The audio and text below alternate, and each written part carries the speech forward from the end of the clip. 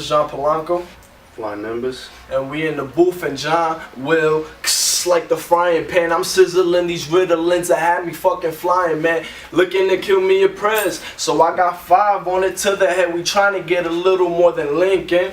In the booth with Cletus and James, man. Tune in. Jello Beats, holla at me. What they hit do?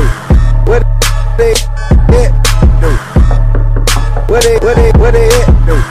What they hit do? What up, y'all? It's What they hit and I'm in do? the booth with Cletus and James. Tune in. What they hit do? What they hit do? What they hit do? What they hit? What they hit? What they hit? What they hit do? What they hit do? What they Yo, happy Monday. how y'all doing? Welcome to In the Booth, episode 2, season 2. We're blessed to be here. We have a really awesome show right in front of you guys right now. We have by far some of the most talented, underground, underrated rappers, producers, combination on this campus by far. Big words. That's very big word. And we're not going to do them yet. Why? We gotta take our time. Remember that? Yeah. So, yo, shout out to Gambino. That's Yeah. when we started off the show. Go into that, bro. Okay, listen. Other day, if y'all didn't know, Childish Gambino dropped the first part of his project, a mixtape called Stone Mountain. And I don't know about y'all, but I think it's fire. It's basically like he's in a dream where he like runs Atlanta. So like it's nothing like normal Gambino shit. Like he's not like singing and humming. Well, he does a little bit, but it's like it's bars, yo, and his flow is crazy. So we played a little bit of it. We're gonna get back into it a little bit later, but check that out. I got a piece on it in the Spectrum. It should be running sometime this week, so check that out. Oh, plug your blog. And yeah, last Thursday I launched my website, jamesbattle360.wordpress.com, which has TV, music, celebrity news, style, sneakers. So if any of that stuff interests you, or if it doesn't, take a look at it. There's definitely some good content. It's definitely community driven too, so leave some feedback, and I'll definitely tailor it to the people who really looking out for it. And it's been out for like 4 or 5 days, and I'm getting hundreds of hits on it, so I'm just grateful. So thank you to everyone who supported so far, and yeah. But Cletus also launched something this weekend. Nah, I mean, So let him talk about it.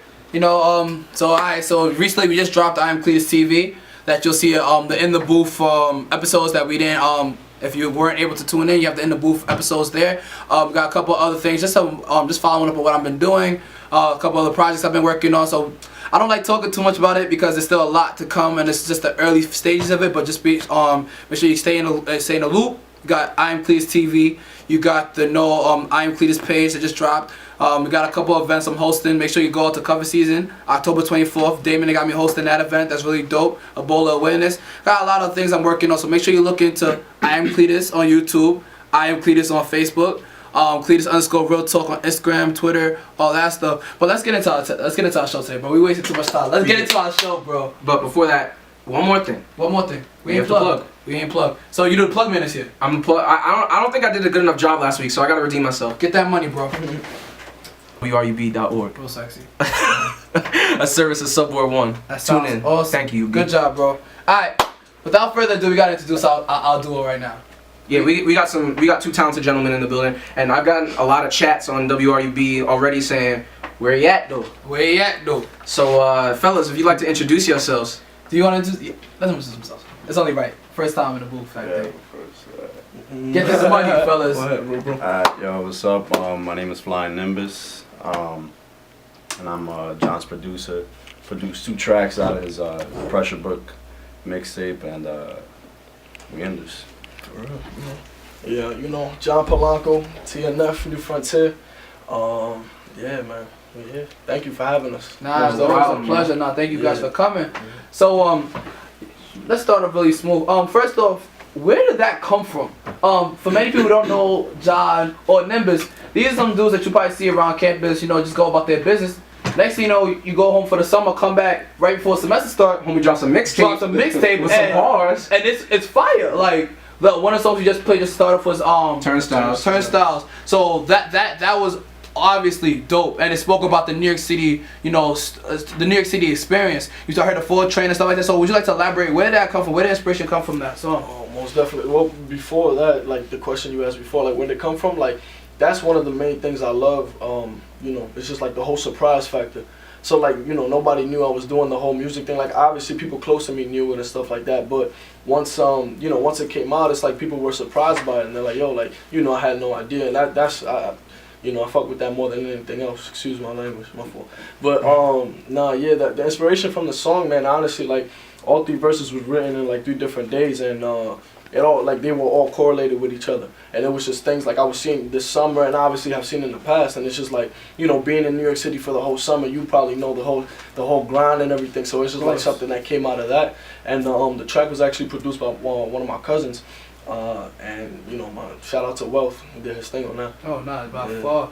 And we got Mr. Nimbus in the booth, and that's a pleasure. So Nimbus, when did the whole producer thing, like, if you see this kid, he's some quiet Spanish dude walking around campus, don't say nothing to nobody. Next thing you know, you making beats. Like, I know we got a couple of your beats, we got a couple of your songs, we definitely gonna play that tonight. But where did that come from? How long you been producing for, bro? Honestly, I want to say like about 1.5 years. I've had a music background since like middle school. You know, I've always been into my music and shit. When I was in 7th, 8th grade, I was part of a drum line. Went to the Fame School. I don't know, a lot of people's heard of it. You know, we got a movie. I was an art major there, but I didn't really start doing anything with beats up until my boy Lesnar Sagrav. Shout out to Lesnar Sagrav, by the way. Very talented producer, straight out of New Haven, Connecticut. It wasn't until, you know, he started first producing and shit, and I started listening to his stuff. I was like, you know, I like this type of stuff, you know. One day I just decided to fuck around with his laptop, you know, and I took a couple of jazz songs, chopped it up, and next thing you know, I had a beat. It was my first beat, and I was like, oh shit, like this is actually fun. That's pretty much how I got started. So how long does it take to make a beat? It really all depends. Anywhere between half hour, sometimes even like 15 minutes, to over 7 months. I've been working on a track that's 25 minutes long. It's really, you know, I had the inspiration off of some personal shit I had going on home and stuff, and I basically wanted to make a soundtrack as opposed to a beat. You know, I like, you know, taking things out of the box, you know, and exploring different, you know, taking different routes and shit towards music. I don't really like being constrained to like 2-minute beats, 4-minute beats, you know. So what was your inspiration for, you know, your beats? I know, you know, your name's Flying Nimbus, so I'm guessing, and you know, it's just from your sounds, it's a very, you know, unique kind of thing, like some we're kind of familiar with, but at the same time it's a little bit different. So like, where do you really find like the inspiration in your beats? I mean, damn, cartoons, I guess. I'm so deadass. You know, when I was a kid, I was big on you know, Dragon Ball Z. Obviously, his name, self-explanatory. Other than that, in terms of influences in the music business, I'd have to say, you know, growing up listening to, you know, a mix of old school hip hop like Biggie, obviously Tupac.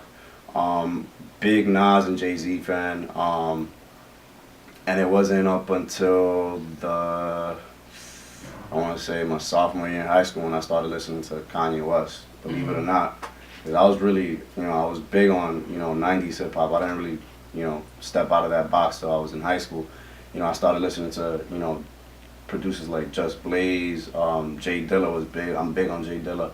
Flying Nimbus is another one. I love Flying Nimbus. You know, all those, you know, experimental hip hop is really my thing. Again, a lot of what I try to do is not try as you know, to the best of my ability, as to not keep things in a very strict and rigid format. You know, I like, you know, making offbeat music and stuff, things like that. You know, things that people haven't really heard of. I guess that's where I get my influences from. So. No doubt. So we gotta get back into this Pressure Book, because I feel like you guys came together and with this project. I know you said produced 2 of your tracks. What 2 tracks did y'all did you guys have produced together? Y'all work on?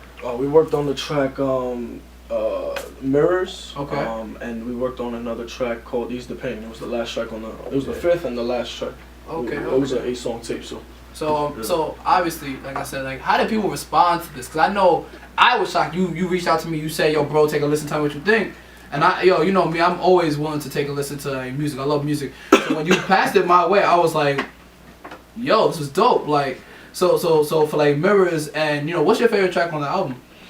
Shit. I honestly I can't really say. Like, it all depends on how I'm feeling on the day. So probably today would be like a Third Rail, which is the third track on the tape, and it's just like probably the most lyrical track on the tape in my opinion. But like as far as the response, it was real good. Like the first day I put it out, I started sending it to people.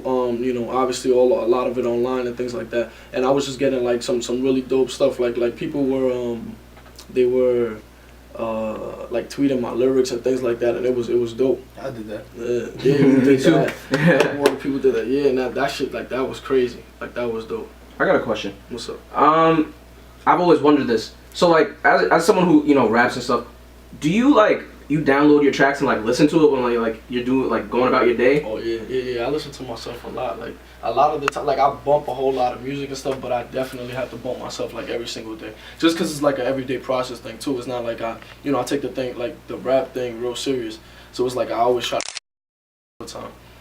So what's the next thing up? I know like you say you do your music, you really have pride in that. So you trying to really make this a career, or is it more like something you do as an outlet just from college struggles? Nah, that's a good question. I mean, it's definitely something. I say the school thing would be something I fall back on. I go hard with my music just because that's what I really want to do.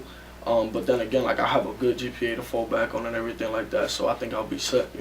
With God forbid, I'm not saying I'm gonna push until I can't do anything else. Fucking 12 mixtape or something. Obviously, hopefully not. But That was the same thing with Nimbus. So what you think, bro? It's the same thing. If college and life, is music going to be your first priority? Or is it more like a thing you do for love? Nah, to be honest, it's always been a thing that I do for love.